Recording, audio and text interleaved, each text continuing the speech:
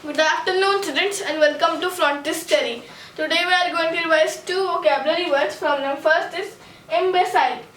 The meaning of this word is stupid person, and imbecility is the noun of imbecile, and the meaning of this word is stupidity and foolishness.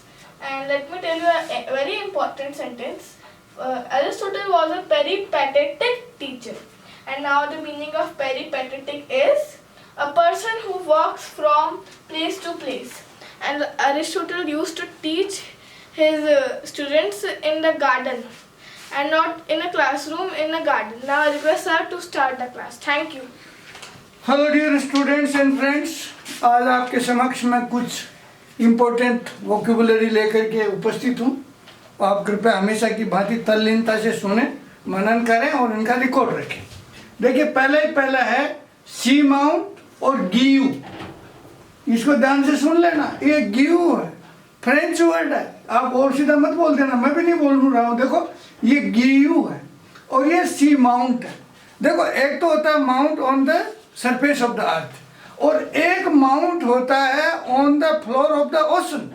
महासमुद्र की सतह, जो धरती की सतह है, उस पर जो वोल्केनो से पहाड़ बने और वो आज पानी में सबमर्ज्ड है, महासागर के अंदर सबमर्ज्ड है, तो उनको हम बोलते हैं सी माउंट। और उसी सी माउंट की जो दूसरा तरह का हो सकता है उसको बोलते हैं गियू। तो ये सी माउंट और गियू जो भी महासागरों में सबमर्ज्ड माउंटेन्स हैं, उनको हम सी माउंट या गियू बोलते हैं। अब देखिए, गियू और सी माउंट में क्या अंतर है कि सी माउंट हमेशा उसकी जो पीक है वो सबमर्ज्ड रही है और आगे भी रहने की संभावना है। परंतु जो सी माउंट, ऐसे सी माउंट जो किसी समय सी वाटर को ऊपर आ गए और लहरों से कट करके और उनकी टॉप है उस सी माउंट की, वो फ्लैट हो गई और फ्लैट होने के बाद में वापस जो है वो ओशन में सबमर्ज्ड हो गई। तो जो सी माउंट, ऐसे सी माउंट जिनकी जो टॉप है, जिनकी जो पीक है, वो इरोजन से, सेडिमेंट से और सरफेस ऑपरेशन से जो बाहर निकल गई थी उसी समुद्र से, तो वो चपटी हो गई, तो उनको हम गियू बोलते हैं। तो mountains formed on ocean floor, और वो ये जो आप तो जानते हैं कि ओशन फ्लोर पर जो माउंटेन्स बनते हैं वो वोल्केनिक एक्टिविटी से ही बने हुए हैं। तो ये दोनों वर्ड्स आप अच्छी तरह से याद कर लें। एक वर्ड को याद कर लें कि सी माउंट क्या होता है। कम से कम सी माउंट, जैसे मानते हैं कि साहब 300 मीटर का हाइट का तो माउंटेन होना ही चाहिए, और ये सीरीज ऑफ माउंटेन्स हैं सब महासमुद्रों में, और ऐसे ऐसे माउंटेन्स हैं, एक बिल्कुल चेन भी है, और कई तो ऐसे हैं जिसके कि आइलैंड बसे हुए हैं जिन पर है, और किसी भी समय वो वापस सबमर्ज हो सकते हैं। तो कहने का मतलब ये है कि जो वोल्केनो एक्टिविटी से जो माउंट बने हैं और अब सबमर्ज्ड हैं, उनको सी माउंट या गियू बोलते हैं। तो ये वोकेबुलरी आपको क्लियर हो जानी चाहिए। नाउ यही जो ओशनिक एक्टिविटी का एक दूसरा टेक्निकल वर्ड है जो मैं आपसे चाहता हूँ शेयर करूँ, और यदि ये वर्ड आपको याद रह गया और आपने इसको हृदयंगम कर लिया तो लाखों में आप एक होंगे। इस बात को ध्यान रखना। देखो, होता क्या है कि समुद्र जो महासागर का एक आप कल्पना करो और महासागर की सतह को कल्पना करो कि महासागर की सतह पर तो देखो सनलाइट भी होती है और हवा का असर भी होता है और पानी की लहरें भी बनती है। तो वहाँ का जो पानी है और फ्रेश वाटर भी उसमें मिला हुआ है, क्योंकि नदियाँ आकर के उसमें खाली हुई है, तो उसमें सैलिनिटी भी कम होती है और उसमें हलचल भी ज़्यादा है। और उसके कारण होता क्या है कि इसमें सनलाइट होने के कारण से फोटोसिंथेसिस के लिए भी प्लांट्स वगैरह उग जाते हैं।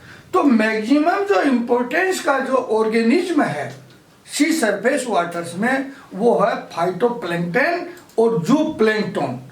फाइटोप्लैंक्टन और जूप्लैंक्टन ये बहुत ही न्यूट्रिएंट्स हैं, फीड है सारे सी ऑर्गेनिज्म के लिए। परंतु आप जो जो नीचे जाएंगे त्यों होगा क्या कि सनलाइट डिम होती चली जाएगी। और कल जैसे कि अपन ने देखा था प्रीवियस स्लाइड में कि 200 मीटर के पास जाते जाते सूरज की केवल ट्विलाइट होती है, और उसके नीचे जाएं तो सारी लाइट बिल्कुल खत्म हो जाती है। लाइट खत्म होने से होता क्या है कि फाइटोप्लैंक्टन नहीं होगा, वहाँ जू प्लैंक्टन नहीं होगा। इसका मतलब है कि ऑर्गेनिज्म के लिए फीड की कमी हो जाएगी। दूसरी चीज जो होती है कि वहाँ नीचे जाने पर पानी पर प्रेशर के कारण और टेम्परेचर कम होता जाता है, उसके कारण जो वाटर की डेंसिटी है वो सी वाटर की सैलिनिटी भी बढ़ जाती है, उसकी डेंसिटी भी बढ़ जाती है और उसका टेम्परेचर भी कम हो जाता है। इसके कारण आपको मैं ये समझाना चाहता हूँ कि उस पानी में, उस स्ट्राटा में हलचल बहुत कम हो पाती है, और हलचल बहुत कम होने के कारण क्या है कि जो न्यूट्रिएंट्स ऊपर हैं वो न्यूट्रिएंट नीचे किसी भी तरीके से नहीं जा पाते हैं। और दूसरा एक कारण और क्या है, वो दूसरा कारण है पिक्नोक्लाइन। पिक्नोक्लाइन होता क्या है कि जो सरफेस वाटर है और जो ओशनिक वाटर है उसके बीच में एक लेयर बन जाती है, जो डिफरेंट डेंसिटी होने के कारण जो ऊपर का पानी है उसकी डेंसिटी कम होती है, और जो नीचे का पानी है महासमुद्रों का उसका डेंसिटी थोड़ी ज्यादा होती है।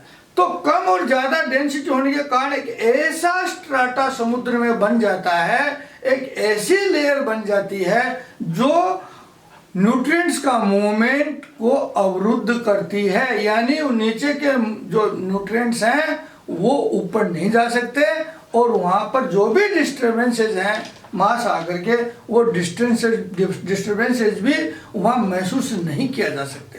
तो इस प्रकार की एक लेयर बन जाती है जो डेंस लेयर होती है, और वो एक तरह से बैरियर का काम करती है दोनों वाटर्स के मिक्सिंग में। तो ऐसी को मैं बोलता हूँ, टेक्निकली जो ओशिनोग्राफर्स हैं वो बोलते हैं पिक्नोक्लाइन। पिक्नोक्लाइन। अब आपको यदि ज़्यादा नहीं समझ में आया है तो मैं आपको एक्साइट कर रहा हूँ, मैं आपको इंसाइट कर रहा हूँ कि आप अपने लेवल पर इसको अच्छी तरह से समझें। मैंने कुछ लिखने का क्वेश्चन किया, एक comparably dense strata formed between waters of ocean having different densities. तो इसको आप पिक्नोक्लाइन का आप सीख लेना, क्योंकि ये बहुत इंपॉर्टेंट है। प्रकृति ने इसको क्यों इस नेचुरल फिजिक्स के फिनोमेना क्यों लागू कराया है वो प्रकृति जाने, क्योंकि नीचे न तो लाइट जाती है न कोई न्यूट्रिएंट्स होते हैं, और डेंसिटी सैलिनिटी भी जो है सागर की बढ़ जाती है, जिसके कारण नीचे सी ऑर्गेनिज्म है, सी एनिमल्स हैं, वो घटते जाते हैं, और फाइटोप्लैंक्टन और जू प्लैंक्टन तो ऑलमोस्ट जो है ना वो नील से ही हो जाते हैं। तो ये पिक्नोक्लाइन आप अच्छी तरह समझ लें। ये 3 शब्द मैं आपके लिए ओशिनोग्राफी से लाया हूँ, सी माउंट, गिव और पिक्नोक्लाइन। नाउ अब आ जाइए सिंपल इंग्लिश पर आ जाइए, टिमोरस। टिमोरस क्या होता है, कई सज्जन ऐसे होते हैं जिसमें आपने उसकी माँ बाप दोस्त मिल जाता है तो हंसता खेलता उनके गले चिपटता है, और वही कोई दूसरी कंपनी होती है, फॉरेन कंपनी, दोस्त होते हैं, उनके सामने चुपचाप बैठ जाता है, ऐसे डरा हुआ सा, मायूस सा, यानी वो दूसरों के सामने फेयरफुल रहता है। तो और अपने वाले मिल जाते हैं तो बड़ा खिल उठता है। तो ऐसा सज्जन जो शाई एंड फियरफुल बाई नेचर हो, है ना, वो टिमोरसनेस हो या टिमोरसली हो, तो ऐसे सज्जन को जो बिल्कुल डरपोक हो, कोई नया काम करने में उसको वैसे ही डर लगता है, भीड़ में जाने से उसको डर लगता है, और किसी कंपनी में कोई भाषण देने के लिए कह दे तो भी उसको डर लगता है। तो ऐसे सज्जन को जो जिसका व्यवहार है उसको हम टिमोरस बोलते हैं। तो शाई एंड फियरफुल बाई नेचर वो स्वाभाविक है। तो आप में से तो भगवान जाने बहुत सारे नहीं है, क्योंकि दूसरे यदि फॉरेन कंपनी मिलती है, अनजान मिलती है, तो भी आप जो है ना फियरफुल और शाई नहीं है, उनसे खुल के बात करते हैं, खुल के भाषण देते हैं ना। अब 2 शब्द मैं आपको बताना चाहूंगा कि इसको आप ढंग से समझ लें। एक तो इंजीनियस और एक है इंजीनियस। देखो ये यू और आई का फर्क है, दोनों में अंतर हो गया रात और दिन का। यानी इंजीनियस तो होता है बिल्कुल चाइल्ड लाइक इनोसेंस, बावड़ा, बिल्कुल सीधा साधा, ऑनेस्ट, फ्रैंक, ओपन, ये होता है इंजीनियस। और ये होता है इंजीनियस। इंजीनियस यानी clever, crafty, inventive. Clever, crafty, inventive का मतलब है कि यदि कोई कहता है कि मैंने पानी में से जो है ना फ्यूल बना दिया, गाड़ी चला सकते हो, तो ऐसे को तो बोलेंगे इंजीनियस। और जो कहता है कि मैं 2050 इंटू 7055 को इमीडिएटली मल्टीप्लाई कर सकता हूं, तो उसको मैं बोलूंगा जीनियस। तो आप जीनियस और इंजीनियस में फर्क समझ लीजिए कि इंजीनियस तो एक इन्वेंटिव आदमी है कि मैं पानी से पेट्रोल बना सकता हूं, और जीनियस है कि मैं मल्टीप्लिकेशन, डिवीजन माथे में कर सकता हूं। तो ये इंजीनियस को क्लेवर एंड क्राफ्टी है, और इंजीनियस को चाइल्ड लाइक है। ये दोनों को आप बढ़िया अच्छी तरह से लिख लें, उनको तैयार कर लें, कल ना गलती नहीं हो जाए। नाउ है पेट्रोलॉजी एंड लिथोलॉजी। पेट्रोलॉजी और लिथोलॉजी दोनों ही रॉक से संबंधित है, रॉक का फॉर्मेशन, रॉक का एग्जामिनेशन। पेट्रोलॉजी में हम अध्ययन करते हैं रॉक्स का विद द व्यू कि इसमें मिनरल्स क्या क्या है, इसमें कौन कौन से मिनरल हैं जो एक्सप्लॉइट किए जा सकते हैं। लिथोलॉजी में अध्ययन करते हैं कि रॉक का फॉर्मेशन कौन सी एक्टिविटी से हुआ, कौन सी टेक्टोनिक प्लेट से है, या सेडिमेंटेशन है, या कॉन्ग्लोमरेशन है, या इग्नियस रॉक्स है। तो ये तो रॉक का बेसिक फॉर्मेशन का हम लिथोलॉजी में अध्ययन करते हैं। पेट्रोलॉजी में अध्ययन करते हैं कि मिनरल क्या क्या है, किस रॉक्स में क्या मिनरल है। तो ये पेट्रोलॉजी, लिथोलॉजी दोनों को आप अच्छी तरह से याद कर लें।